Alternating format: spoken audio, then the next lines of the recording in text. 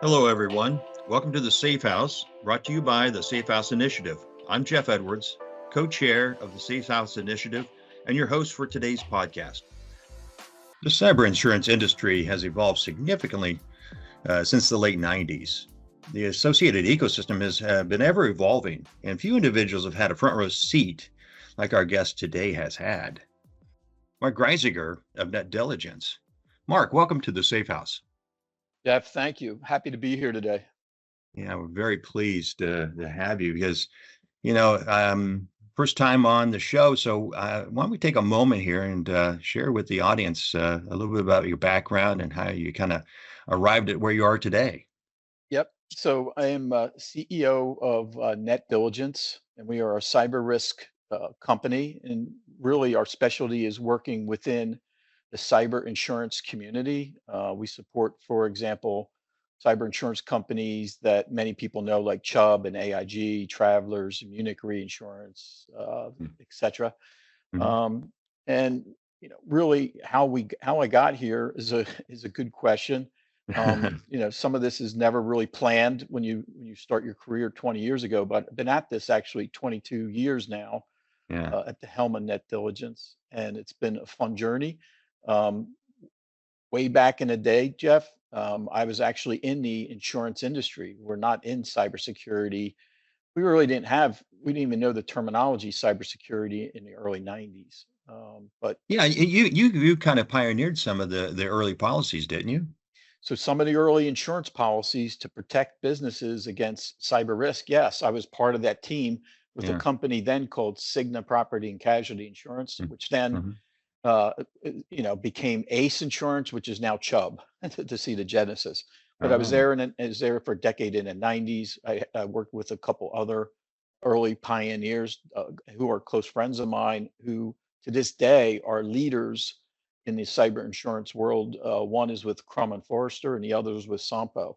Hmm. Um, and so that it was fun, but in my actually early days, Jeff, I'll tell you, I was actually not even on the underwriting side. I was in environmental pollution claims.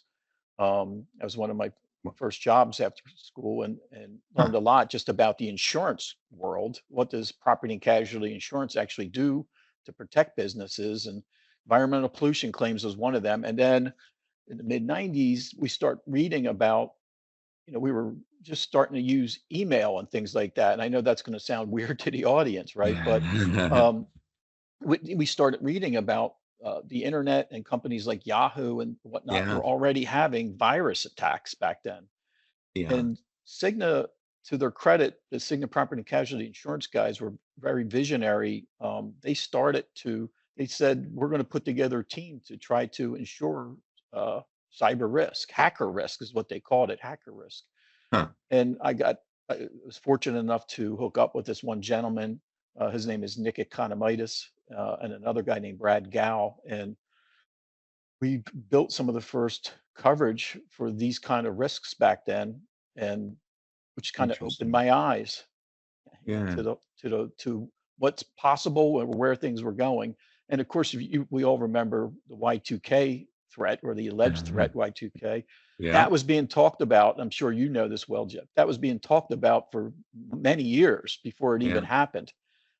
I remember talking about that stuff and preparing Yeah. for it. So Yeah, we were part of a special project that focused on that very thing. So know it very well. yeah, Interesting.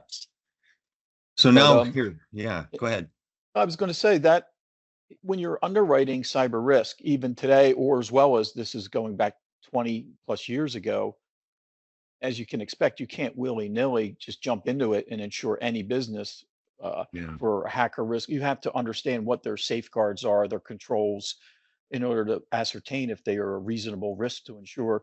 So back then, we started to hire outside security experts who were kind of Yeah. newer to the industry, and it opened my eyes to wow, this group of guys is going to be busy in the coming Yeah. years because we start seeing many other insurance companies following our lead, getting in, starting to develop their first versions of cyber risk insurance.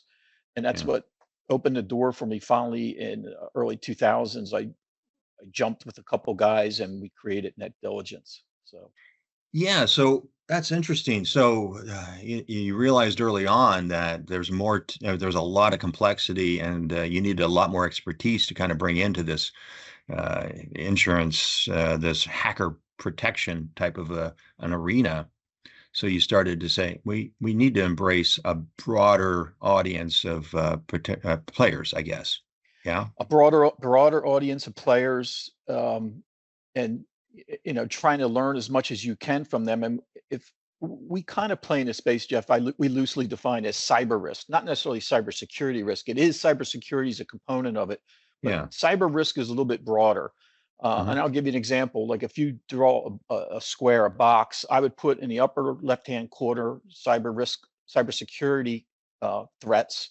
I would put Hmm. on the upper right side, for example, privacy liability, right?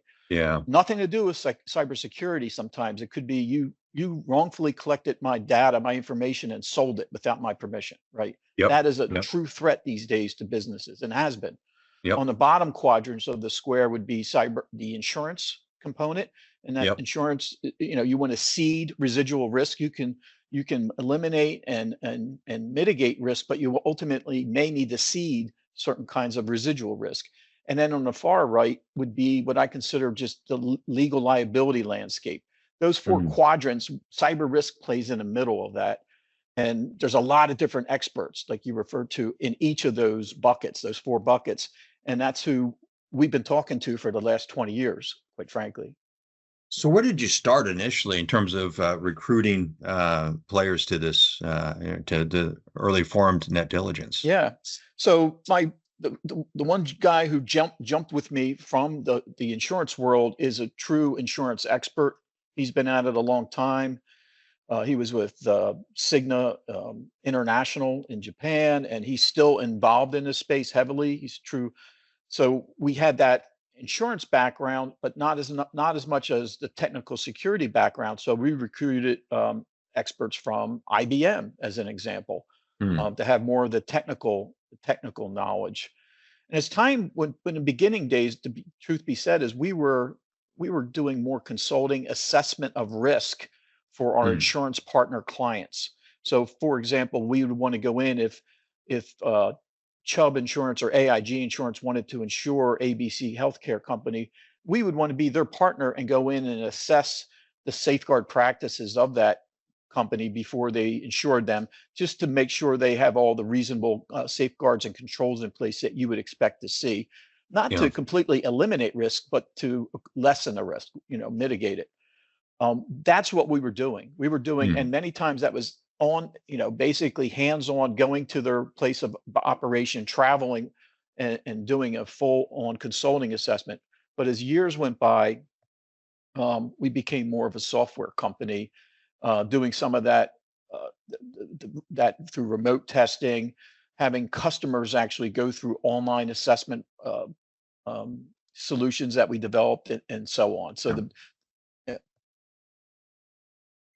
Yeah. So how did the insurance carriers, how did they start to embrace you in the early days? Then how's that evolve your relationship with them? Just Yeah. curious. So just in general, I would say the cyber insurance world is very much about relationships. If you want to Hmm. get things done, Yeah. the guys who were my early customers are still my customers 20 years now, literally, and we're close friends.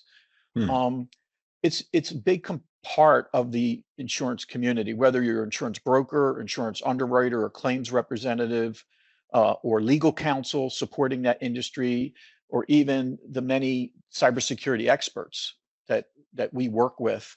Yeah. um, you, we're friends, we're partners, and you collaborate with these guys. So in the beginning days, you know, we basically approached it as, what's on your mind, Mr. Underwriter? What do you want us to focus on? Because to truly eliminate cyber risk, it's this huge lens, as you know, Jeff, more than anybody. You Yeah. can only focus on so much depending Yep. on what the loss control budget is, right? So we would try to go for the key pressure point issues. Are they adhering to at least some baseline level of a security standard? And is there any burning plank issues that we notice that we should call to the attention of the underwriter, without unnecessarily scaring the customer and trying to call out every little issue because, I believe there's a lot of unnecessary digging up, I guess, lesser controls that, yes, they're important, but you're going to get really your bang for your buck if you're an underwriter insisting that these Yeah. kind of things be fixed. So it's that balancing act that we tried to develop between the underwriter company and the customer. Have some kind of balance in what that due diligence would look like. So that was tricky. It took a few years to learn what the right balance is. Some underwriters are much more critical than others. Yeah. And so it just, and as you know, I mean, the threats evolved immensely each Mhm. year. Yeah. Each year, like again, I mentioned early on in the mid to late 90s, we're reading about eBay and Yahoo and these companies like that having. TJ Yeah. Maxx was one of the early, I think, retailers who suffered a big breach way back. Uh-huh. But a lot of what I remember is it was viruses, kind of good old fashioned viruses. Well, those days are, as we know, long gone. Now it's really morphed into a much more serious things, like Yeah. ransomware and whatnot. Yeah. That, you know, that has been a challenge for, I believe, the cyber insurance and for the companies who are, the CFO side of the house, the treasury side is charged with protecting the bottom line. And oftentimes they do that by buying insurance. So they're equally invested and interested in understanding, does my company's IT guys get it? Do they have enough reasonable controls in place to thwart most of the risk that's going to be coming their way? Yeah. And can I buy the right insurance to really offset that risk? Trying to figure out what that puzzle is. Each year it evolves and it changes so dramatically from what I would consider physical world threats, where you Yeah. kind of have good actuarial data on what a company is facing for the chance of fire, the chance of earthquake, Mm. or Mm. cyber, as you and I know, man, it's the variables change, the threat Mm. landscape changes. It's so dramatic. You got to constantly stay on your toes, and part of that includes who are some of the leading vendors out there offering interesting, Mm. useful solutions to help a company mitigate that risk without charging them an insane amount of money, I guess, each year. That's the other worst trick. Yeah. So I know that was long-winded answer for you. No, no, it's great. Very insightful, Mark. And so if you take a look at, I've been listening to a lot of folks in the industry and talking with them, especially in the InsurSec space, where they're starting to infuse technology into their policies. And so it's kind of technology companies Yep. becoming insurance companies. So they talk about the first generation, which is that late 90s through the 2010-ish, and then, maybe even up to 2017 when cryptocurrency started to become prevalent and kind of a enabling tool, if you will, for ransomware when things really starting to take off, and then became a second generation. Now we're entering into a third generation. So in terms of the 2017, 2016 crypto enablement, have you seen a lot of changes in your ecosystem in terms of new players that you've reached out to or brought into the NetDiligence ecosystem? A huge amount, and that's a really good question. It's a huge amount, and so we're fortunate enough. Not only do we have software that the cyber insurance community allows us to assist them, and they license our software to help their policyholders, but we Mhm. also host conferences, right? Yep. And we host 4 conferences a year. So, for example, 1,800 guys will show up in a certain city. Half of those guys are cyber insurance experts. The other half are cyber security experts. And we kind of meet in the middle and we have discussions for 2, 3 days through panels, and we learn what are the trends, right? Yeah. So, insure tech that you mentioned is a huge thing happening in our world. You have Mm. a lot of traditional insurance companies who want to have an insure tech arm to more quickly, efficiently Mm. underwrite, especially smaller risks. They call Mm. them SMBs or SME size Mhm. organizations. Tied to that insurance technology, it can be cybersecurity capability, kind of Mm. embedded in that. And that, Yeah. that can come in various different forms, but that is absolutely a trend. And the whole goal was to more safely underwrite a company, lessen the chance of that company having an attack, or if they sustain a breach or some kind of bad event happens to them, the technology around them hopefully lessened it. So it's not a catastrophe, it's more of a nuisance event. That's kind of the goal there. And everybody's going about it slightly different. That's why I love these conferences, because I get to meet some of the more, I guess, sophisticated players who've been in the space, Yeah. guys that, for example, CrowdStrike and Arctic Wolf and Surefire and some of these guys. And then we meet also guys just coming up with new solutions that can help lessen the risk. And it spans all these practice areas in cybersecurity, spanning people, processes, and technology. Those three buckets combined. We have many different vendors entering these spaces, and they're all trying to partner with the cyber insurance community to ultimately make the insurance transaction smoother, lessen the risk, and just provide more value, overall. Yeah, trying to reduce the frequency and the severity of the claims, right? Frequency and Basically. severity is the key words in the cyber insurance world. That's what they care about. They also care about aggregation risk. Of course, that's a huge issue. Systemic and aggregation risk. Their biggest concern, not just with the primary insurers, but also the reinsurance community. And just for the audience, reinsurers insure the insurance companies. But the goal is to spread the risk amongst the community, and they're very worried about aggregation bubbles. An example would be a cyber hurricane to this to the cyber insurance. Everybody in the state of Florida had a loss today due to a hurricane. Well, they don't want that happening in cyber insurance world, where this 30% of their book of business, healthcare companies, all sustained a loss today because of some dark, I guess, some black swan event happened that hit that whole industry. They're constantly on the lookout, Jeff, to avoid that. They partner with a lot of data modeling and threat modeling companies who help the insurance community understand that a little bit better, see around the corner as to what's ahead. But it's very tricky. It's very imprecise, very often. So. Well, I guess the word I learned was catastrophic type of losses is the big worry, and systemic losses kind of link back to the concept that you brought up earlier, is that it's really about cyber risk, because that's your open door, that's your veins throughout your entire body ecosystem, basically. The cyber enables access, and you can do things with it, but CrowdStrike, a systemic, it was not a malicious event. Right. It was a mistake that was pushed out, automated, and so processes and just basic things, people go, whoa, what just happened here, right? 100%. Like, so you used a company, very prominent, awesome software, well known within the cyber insurance world, and one of the challenges is they are embedded everywhere. Right. So you really, as an underwriter, if you have a portfolio of 20,000 policyholders, you better know which of them are using XYZ vendors and service providers, because if one of those service providers has that kind of an issue, your board may be asking you, what are we looking at for potential losses? That kind of a thing. So they're very much worried about, as you use the term, the catastrophe.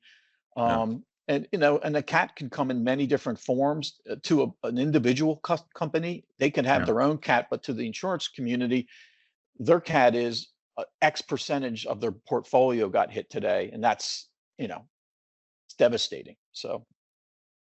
Yeah, the CrowdStrike folks have impressed me, because I've run across the last couple of conferences, people from CrowdStrike, and they didn't shy away from the fact that they had this problem, because they do have an excellent solution, and they're pervasive, but they handled themselves quite well. So I'm going to give a quick tip of the hat to CrowdStrike for how they handled themselves.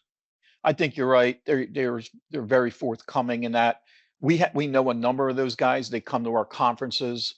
And they're, what they all admit to. And, I talked to some of their peers. Their peers have these same issues happening. You actually feel sorry for your competitor when something like that happens. That was a mistake-based event. And again, that does fit in under the theme or the umbrella term of cyber risk. Cyber risk isn't always about a malicious security event. It can be what we call an E&O, errors and omissions based event. And that's what that probably is we made a mistake. There was a human glitch or a system glitch that caused this thing to happen. It wasn't malicious threat actor related. Or it could be, like I gave you the early event, privacy is a big cyber risk. Yeah. The world expects their data to be safeguarded and held private unless they give you permission to release it or sell it or share it, what have you. Well, many times companies aren't good stewards with protected information, and that can turn into a class action liability exposure for them. So Yeah. just one of several cyber risks starting to percolate these days. Yeah, and the more as the modernization, I guess, takes place, where basically business is equal to an IT infrastructure, or more importantly, a digital infrastructure, and the more it's connected, it inherently becomes, from cyber risk, it really becomes risk management in general. It's risk. You're right. You're dead on right. And you raised just an issue. So we have a lot of interdependencies these days, just the way Yeah, the world is set up, businesses connected to other businesses. When you insure, if you're a cyber insurer, their other concern, quite frankly, is I'm not just insuring XYZ manufacturer, I'm insuring their 30 service providers. Technically, the reason is if you look at the policy language, it ensures that companies data stance, oftentimes no matter where it is. It doesn't necessarily have to be contained to their owned hardware or network. Many times, most companies now, of course, use not just one cloud, but many clouds for all different business functions, and their data sits in so many different repositories. Well, that's a risk to that company for sure, and hopefully they solve that through contracts with that service provider and insurance. But it's also a risk to the insurance company, because this company might have saw a loss, but it was really caused by their upstream or downstream service provider that caused that to happen. And yeah, that's a big concern out there. There's sort of a domino effect out there. yeah. Yeah, and well, let me turn to something I mentioned earlier, your conferences, the four conferences a year, and I had the privilege of going to one here in October in Philadelphia. It's fantastic. It really was it was excellent. Well done. Learned a lot. But this next one has a track called Pathways to Resiliency.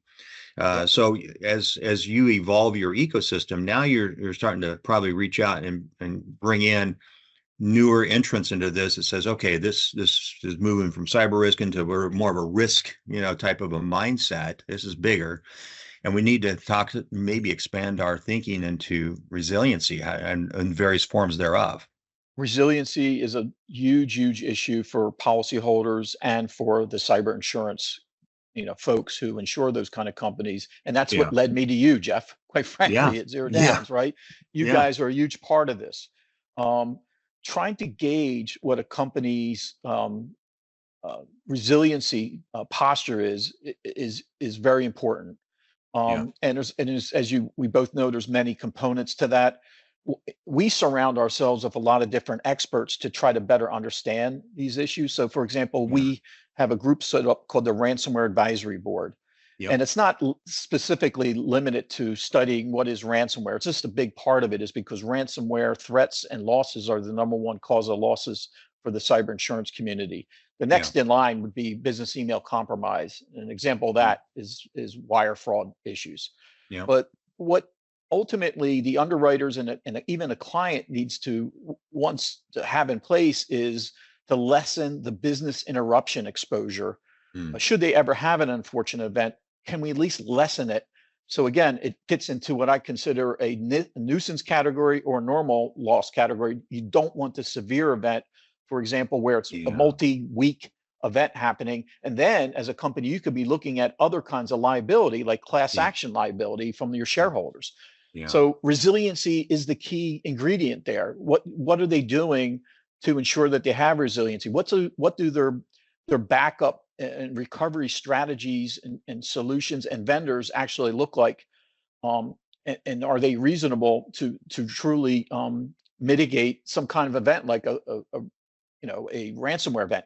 So we have this group stood up of, say, 75 or 80 experts. I know you guys have yeah, joined us on that, and yeah, that's we we picked their brain, Jeff, as to what worries them. They're frontline experts. Many of these guys handle thousands of cases a year in mitigating and solving ransomware and other kind of hacker threats. What worries them in the front trenches right now?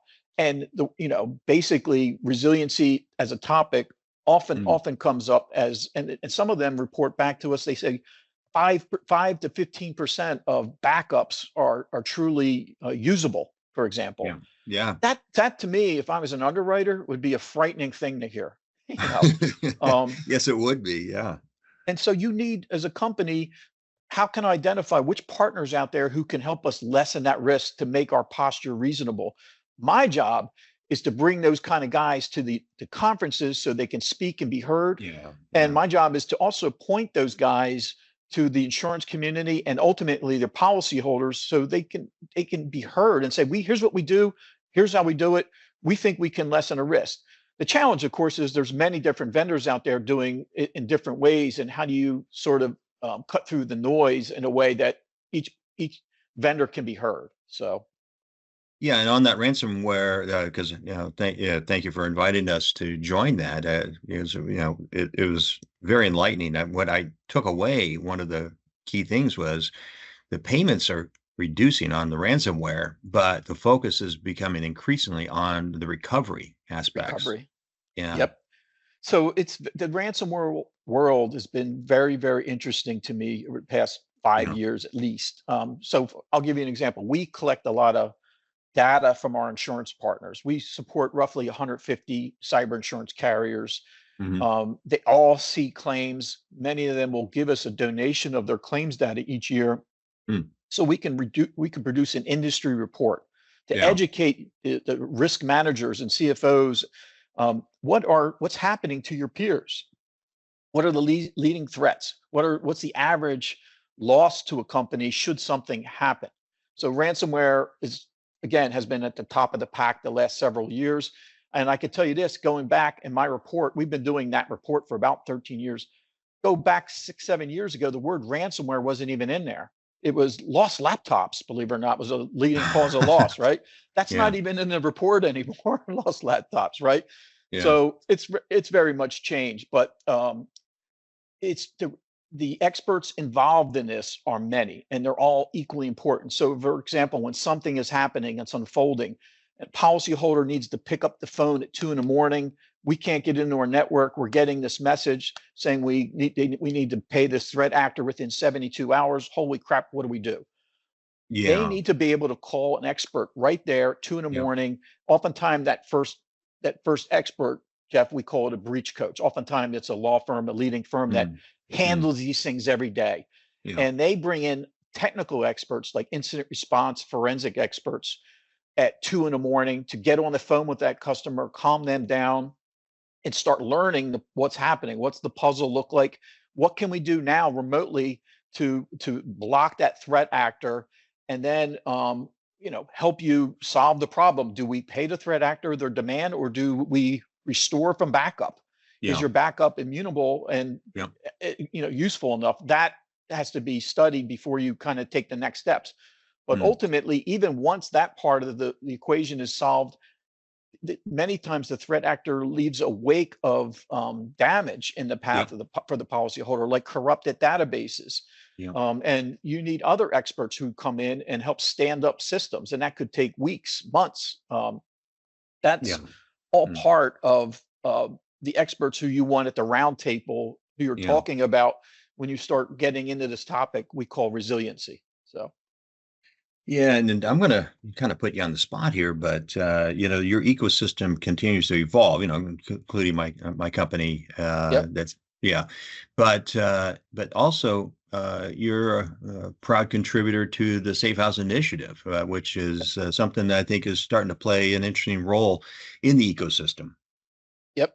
We are through. Again, I'm very thankful that we met you guys, and that you brought Safe House to our attention. We want to be part of this community. We want to have these kind of discussions. I want to introduce you to other experts who I think can add value to talking about these things and helping to solve things. So very, very much looking forward to this, Jeff. Yeah, likewise, Mark. It's been a real pleasure so far. Hey, I always ask our guests if you had one thing that you could do today, what would you recommend that to be to improve our listeners' world, to improve their Yeah. security or their resiliency? Yeah. Well, I would say if you are in a owner of a business or on the board of a business, um, you know, the CFO side of the house is sometimes where the insurance transactions start. Just really start a conversation with your own IT guys and just get a sense of what's their comfort level with their own security posture, but especially the vendors they depend upon. And then part of that discussion should also be, do we have cyber insurance? I'm not here to promote cyber insurance, I mean, at all, but I think it's part of the risk management equation. And any business owner and operator should be at least having that conversation with their own IT folks, but especially there are many, many vendors who now support your company and you're dependent on them to have reasonable safeguards in place. Start asking those vendors. The one thing I would say is the tip would be, what can you give me a statement of your security, Mr. Vendor? Many of them will not give you a very granular, excuse me, a Mm, very granular assessment that they did, but many of them can give you a sanitized couple page summary of what their security practices are in place today, and it'll give it to you as the customer to give you some assurance. I think that's a big part of what every company should be asking for, in addition to what does our insurance posture look like. The yeah, final thing I'll mention is anticipate something will happen to you, not today, not next week, but maybe in a year or yeah, so. yep, Who are you going to call at 2 in the morning? yep, Have that person's hotline number ready to go in an incident response plan. That's something you can get to on your iPhone at 2 in the morning. Here's my experts. Here's my cyber insurance broker and my cyber insurance claims hotline number. Here's the lawyer my insurance company wants me to call at 2 in the morning. And here's the forensic expert they want me to use. Know who those guys are, because that really reduces your level of panic when yeah, something eventually happens. So yeah, yeah. Well, I do have your phone number. I'm just kidding. Um, well, Mark, it's been a real delight and a pleasure to have you on the Safe House, and thank you so much for everything you do. Jeff, this was great. You guys described this the safe house perfectly to me. I enjoyed this conversation and look forward to more to come. So thank you. Mark, you have an open door here anytime because you have a lot to say and you say it so well. So thank you so much. My pleasure. Mark Greisiger, CEO of NetDiligence. That's our podcast for today. I'm Jeff Edwards for the Safe House Initiative. Thanks for joining us, and remember, be safe, be resilient, and be kind to each other. For more information about the Safe House Initiative, please use your mobile device to scan the QR code on the screen or send us an email at info@safehouseinitiative.org or visit us on our website, safehouseinitiative.org. We look forward to hearing from you.